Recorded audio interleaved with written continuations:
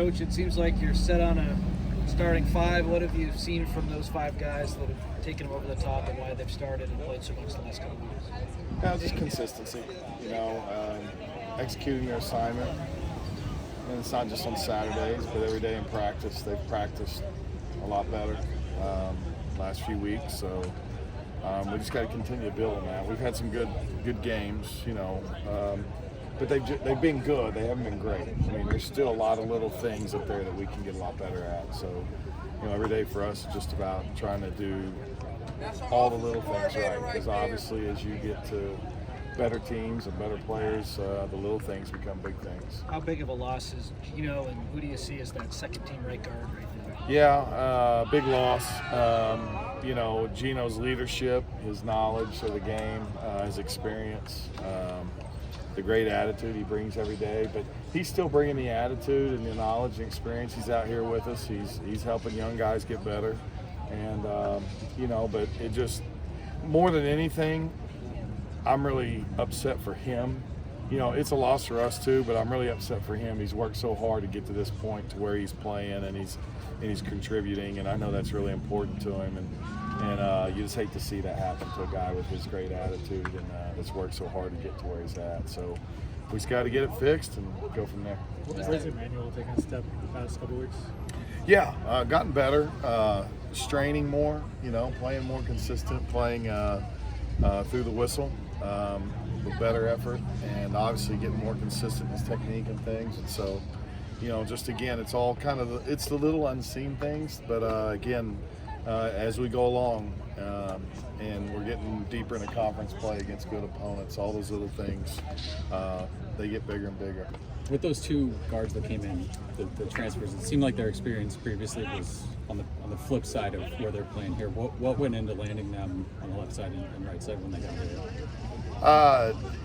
Really more than anything, I always think it's good when guys change sides later in their career because they kind of know what their bad habits are, but it's hard to, when you're on the same side taking the same step, to get those things kind of out of your system.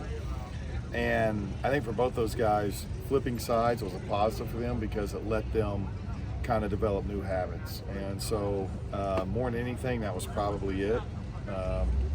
And then, we just felt like Jarrett worked at right guard during the spring.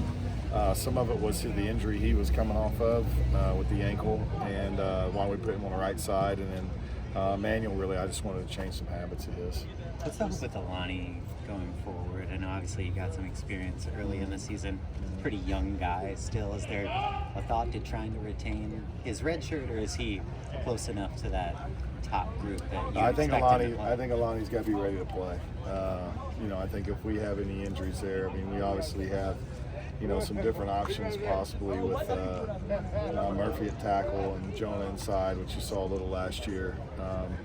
But Alani's got to be ready to play. Obviously, Gino is kind of that role. Alani's got to step in that role and be ready to play. Is there any thought of giving Mason a little bit more, opportunity and trying to? Yeah, he's played a lot for these first. He's played almost as much as the way the games have gone, almost as much of it. And we're going to continue to play him. He's played well, and he's playing at a really high level, and he deserves to get snaps on the field. And so how that works from this point forward, I think will just be determined in practice, not by what I want. What was the biggest difference between the twos and the ones looking back on Saturday's film? More than anything, we had one spot that when we went in the game just kind of didn't execute with the twos, and it kind of cost us up front on some of our run game to begin those drives, and that's why we're kind of stalling on those first drives. But it's just a young guy making young mistakes, and so here's what it is. We'll get it fixed and move on from there. But some of those guys made some mistakes that, again, it's those little things. It's some of the very small, but it results in losses and tackles for loss. And as those guys continue to work towards moving forward and trying to move up on the depth chart or being ready when their name's called because of injury, that's what we got to get better at. What did you like most about what your group did in the first half? Well, I just thought the consistency of the pass protection, the IDs, the run game. I thought our fits on people. I thought getting on the right guys in pass protection and giving the quarterback time. I mean, we weren't perfect, but I thought for the most part we were pretty high level, and we executed at a really high level. We gave the quarterback time to deliver the ball, and then it gave us, in the run game, we were efficient, and it just let us operate. We didn't really have the play in the first half that we'd had the 2 games previous to that, at least for the offensive line standpoint, where we had kind of cost the drive and stopped the drive with our play.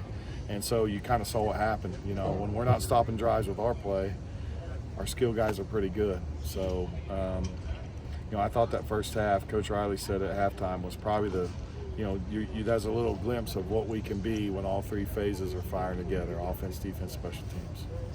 Thank you, Coach.